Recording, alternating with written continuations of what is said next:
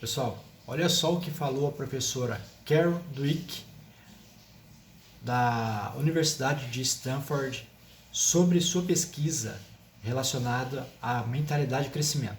Acompanhe aí. Imagine ourselves 400 years ago. They had about a 15% literacy rate. And I suspect that if you were to talk to someone who could read back then and ask them what percentage of the population do you think is capable of reading, they might have said, well, maybe 20%, 25%. Now you fast forward 400 years, we know that that's a wildly pessimistic prediction or assumption, that it's actually 99.99% of the population is capable of reading. Well, what similar blinders do we have on today? So I'm excited to have Carol Dweck here, one of my personal heroes and who's strongly influenced a lot of the work at Khan Academy. Carol, great to have you here. Pleasure to be here, Sal. So what I'd like to start off with, this word growth mindset, which I believe you came up with. Mm-hmm. When did you come up with that? What was the motivation and what is it?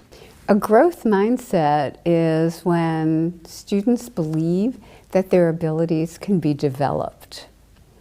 A fixed mindset is when they think, I just have a certain amount and that's it. And this isn't just kind of feel-good talk. This is actually based in science, that you actually, the brain actually does grow stronger. Neural connections actually do form when you struggle.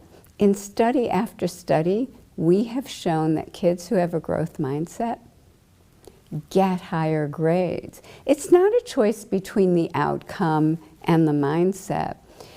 It shows that if kids engage deeply and effectively in a learning process, the grades and test scores are a natural byproduct. Kids who are praised for their intelligence, our research shows, don't want a challenge afterwards. They don't want to work hard on something, and if they hit difficulty, that's it.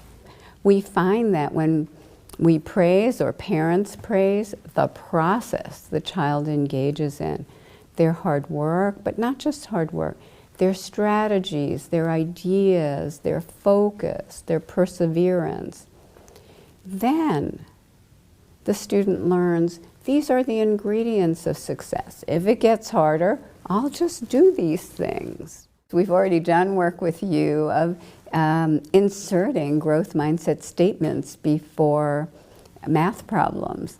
And we found together that kids did better.